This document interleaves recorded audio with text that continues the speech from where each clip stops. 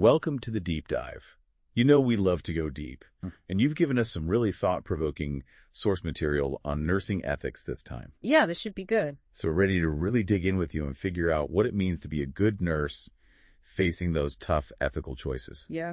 You know, the kind that can keep you up at night. Exactly. And how those personal values you bring to work might sometimes clash with your professional obligations. Right, and our sources kind of start by laying the groundwork with the basics, like values, morals, and ethics. Yeah. I feel like people use these words interchangeably, but it seems like there are some important differences. Yeah, there are definitely some key distinctions. Okay, so help us out here. Well, values are like these deeply held beliefs. They kind of shape how we see the world, and they definitely influence how we act and what we prioritize in life. And they evolve over time, influenced by our upbringing, our culture, life experience. Well, they're not fixed. They can change. Right, exactly. And then you've got morals, which are more about right and wrong conduct. Those kind of ingrained principles that tell us what's acceptable behavior and what's not. So morals are like our internal compass pointing us toward good or bad. I like that analogy. So morals are the compass, and values are more like the map we use to navigate life. Yeah, I like that. And then you've got ethics, which steps back and looks at moral behavior from kind of a broader perspective. It provides a framework for analyzing and understanding why people make the choices they do, especially within a specific group or profession. Okay, so in nursing, ethics provides a framework for making those tough decisions, especially when different values might be at play. Precisely. And it gets really interesting when you start to think about how your personal values might differ from those professional ethics you're bound by as a nurse. Oh, I can see where this is going already. Right. Like, for example, you might have strong personal beliefs about end-of-life care, but professionally, you're obligated to provide care and support to all patients, no matter what their choices are. That's a great point. I'm starting to see how tricky this can get. So the source material also talks about values clarification, this process of really understanding your own beliefs and how they might influence your actions as a nurse. Values clarification, that's crucial. It's not about saying some beliefs are right and others are wrong. It's about being aware of them so you can be sure you're providing the best possible care to every patient. Right. It's like checking your bias at the door. Yeah, self-awareness is key, and that leads us to those core values that are really at the heart of nursing. Our sources highlight 5. Altruism, autonomy, human dignity, integrity, and social justice. 5 big ones. Yeah. Okay, let's break them down one by one, because I think a lot of people listening probably think they have a good grasp on them, but I'm guessing there are nuances we might not have thought about. Oh, for sure.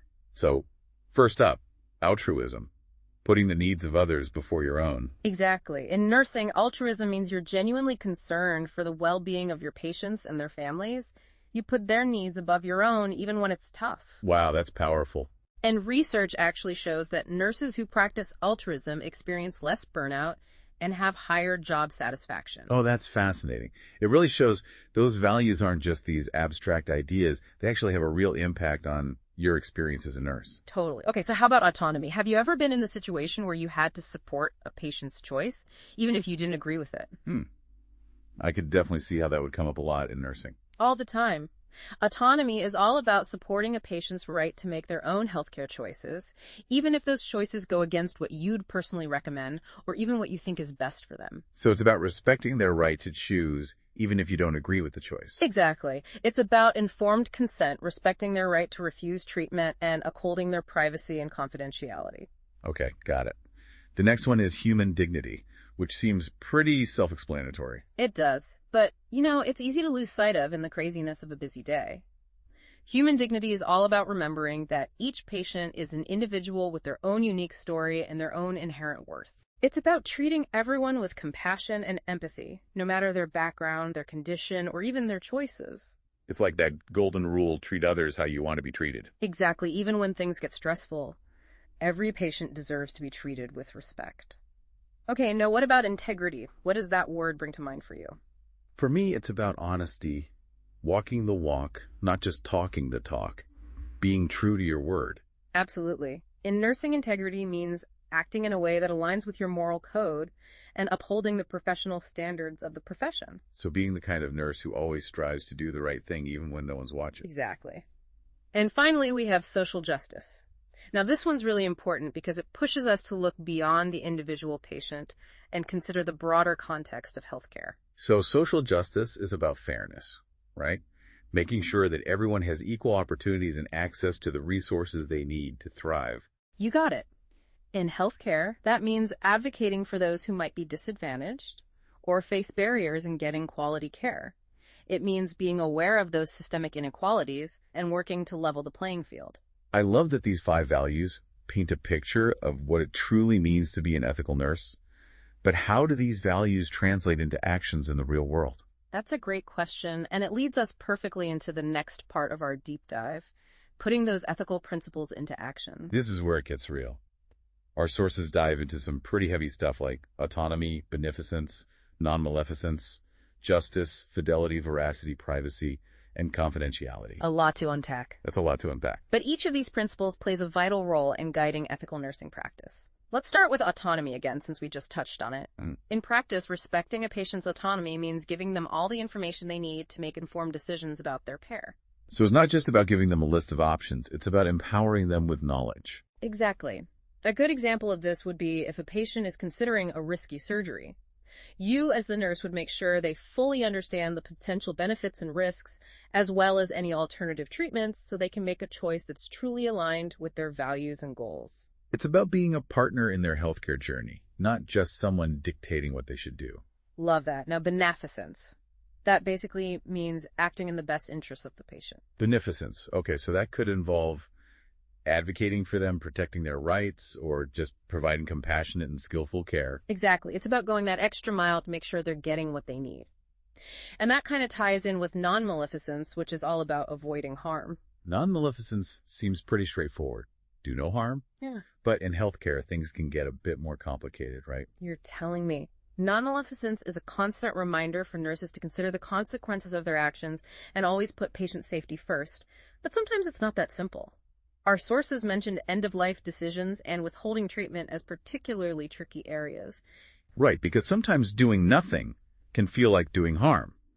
But sometimes doing something can cause more harm than good. Exactly. Those are the situations that can lead to serious moral distress for nurses and where those ethical principles really come into play. Okay, so how does justice fit into all of this? We talked about it as fairness. Yeah. But how does it apply to nursing specifically? Justice is all about making sure that resources and care are distributed fairly no matter what. Yeah. This means treating every patient equally regardless of their background or their condition, but it also means going a step further and advocating for patients who might be disadvantaged or face barriers to getting the care they deserve. So it's about leveling the playing field. Exactly. And then you've got fidelity. Any guesses on this one? Fidelity. I think about loyalty, keeping promises, being faithful to the commitments you've made. Exactly. For nurses, fidelity is about being reliable, following through in your word, and advocating for your patients even when it's hard. It's about being there for them through thick and thin. That's beautiful. Now, next up is veracity. What do you think? Veracity, truthfulness. Bingo.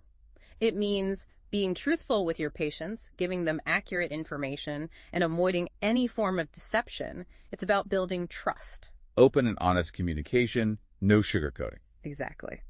And finally, we have privacy and confidentiality. These might seem pretty straightforward, but they can actually get pretty complex in practice. Why isn't so?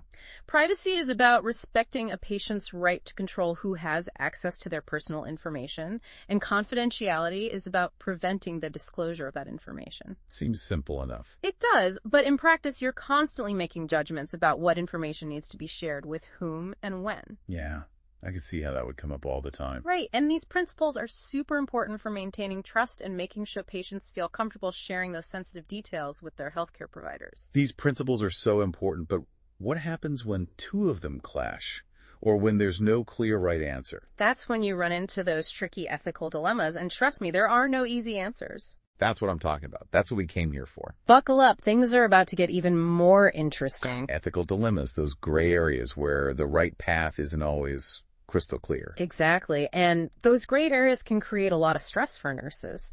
You know, they use terms like moral uncertainty, moral distress, and moral courage to describe these situations. Okay, those sound heavy. Let's break them down one by one. What exactly is moral uncertainty? So picture this. You're a nurse and you have this gut feeling that something just isn't quite right ethically, but you're not sure what the best course of action is. You're grappling with doubt, second-guessing yourself. It's tough to make a decision with confidence. That's moral uncertainty. It's like that feeling of, I know something's off, but I don't know what to do about it. Exactly. And it can be paralyzing, especially when patient care is hanging in the balance. Right. So how is moral distress different? Moral distress is even tougher. It's that feeling you get when you know the right thing to do ethically, but something's stopping you from doing it. Oh, so you're stuck between a rock and a hard place. Your conscience is telling you one thing, but maybe there are these external barriers like hospital policies or pressure from colleagues. Exactly. You've got these constraints that are preventing you from acting in a way that aligns with your values. And that can be incredibly frustrating. I bet. Do you have any examples from nursing? Yeah, imagine you're a nurse and you see a patient who's clearly in a lot of pain, but the doctor is dismissive and doesn't order the tests you think are necessary. You try to advocate for the patient, but your concerns are ignored. Oh, that's a tough one. That kind of situation can create serious moral distress for a nurse. They feel powerless, and it can lead to burnout, I could see that, and that's where moral courage comes in. You got it. Moral courage is about having the guts to stand up for what you believe is right, even when it's hard, even when you might face pushback or even risk your job. So it's about taking action even when it's scary. Exactly. It's about being a voice for your patients, speaking out against injustice, and staying true to those ethical principles we talked about earlier, no matter what. I love that. Remember that case study our listener sent in about the 84-year-old woman who was experiencing intense belly pain? Her son had taken her to the doctor multiple times, but no one had bothered to run any tests. Yeah, what a story that was. She ended up in the ER in excruciating pain, and it turned out she had a serious medical condition that had been completely overlooked. The nurse, in that case, really stepped up. She went above and beyond to advocate for this patient, made sure the right tests were done, and even helped the family navigate the whole healthcare system. That nurse is a hero. A true advocate. She saw a system that was failing this patient, and she chose to act even though it might have been easier to just stay silent. It's a powerful example of moral courage in action. It is. So if a nurse finds themselves in a tough ethical situation, what kind of support systems are in place? I imagine it can be really isolating to face these challenges alone. You're right. It shouldn't be a solo mission. Most hospitals have ethics committees that offer guidance and support for navigating these ethical dilemmas. Ethics committees? I've heard of those, but I'm not really sure how they work. Think of an ethics committee as a sort of advisory group made up of people from different backgrounds in healthcare. Doctors, nurses, social workers, ethicists. They get together to discuss those tough cases, offer recommendations, and help develop policies. So if a nurse is struggling, they can bring the case to the ethics committee and get some outside perspective. Exactly. The committee helps weigh the pros and cons, consider different options, and arrive at a decision that aligns with those core ethical principles. That sounds really helpful. What about the ANA Code of Ethics? How does that play into all of this? The ANA Code of Ethics is like the Bible for ethical nursing practice. Okay. It lays out the obligations and duties of nurses, providing a framework for making those tough decisions and advocating for patients. So it's a resource they can turn to when they're facing those gray areas. Exactly. It's a reminder of those core values and a guide for navigating those tricky situations. So nurses have a lot on their shoulders. They're not just responsible for the physical health of their patients, but for their ethical well-being, too. It's true, but they're not alone. They have these resources, these support systems, and at the end of the day, it's their commitment to ethical practice that makes all the difference. Okay, we've talked about the values, the ethical dilemmas, and the resources, but I'm curious about the bigger picture. What are the underlying philosophies that inform those ethical decisions in healthcare? You want to get philosophical. Let's do it. Okay, well, our sources mention 3 key ethical theories: utilitarianism, deontology, and principlism. Each offers a different lens for looking at those ethical dilemmas. A different lens. Oh. Okay, I'm intrigued. Lay it on me. All right, so first up, utilitarianism. Utilitarianism is all about outcomes. It focuses on choosing the action that will produce the greatest good for the greatest number of people. So the ends justify the means. In a way, yeah, it's about maximizing happiness and minimizing suffering for the overall benefit of society. I can see how that could be applied to healthcare decisions. Yeah. Trying to allocate resources in a way that benefits the most people. Exactly. But it can get tricky because sometimes what's best for the group might not be what's best for an individual patient. Right. It's like that classic trolley problem. Do you sacrifice one life to save 5?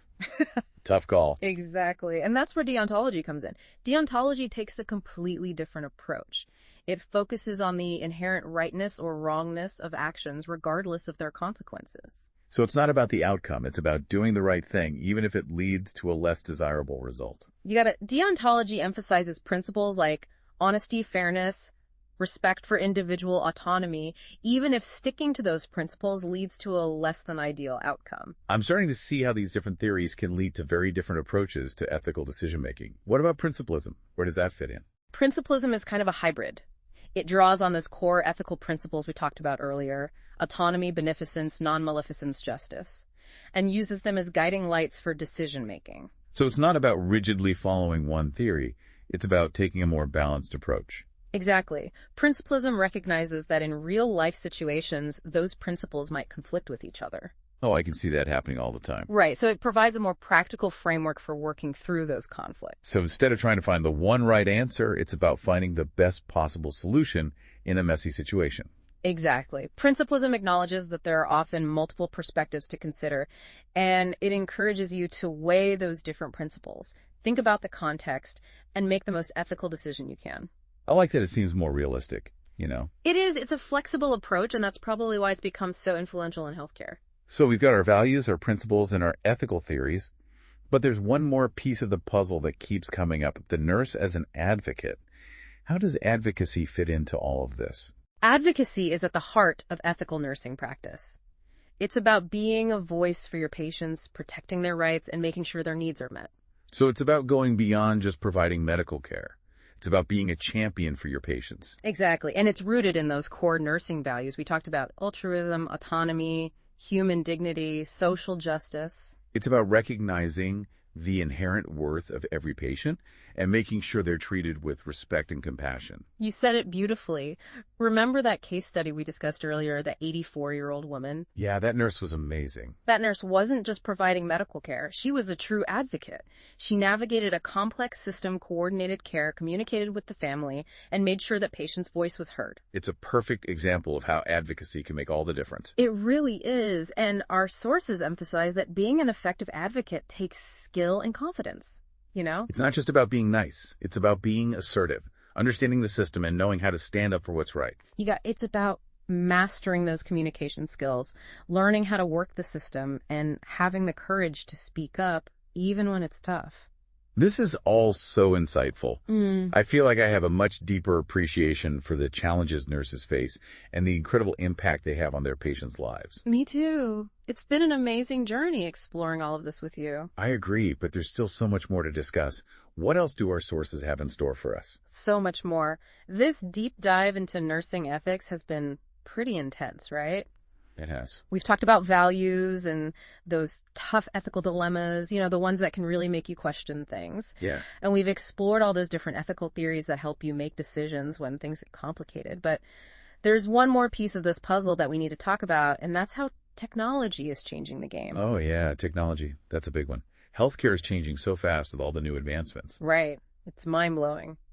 So what do our sources say about how technology is impacting ethics in nursing? It's a huge topic, and one that's only going to become more important in the years to come. I mean, think about it. Artificial intelligence, personalized medicine, telehealth, robotics. It's a whole new world.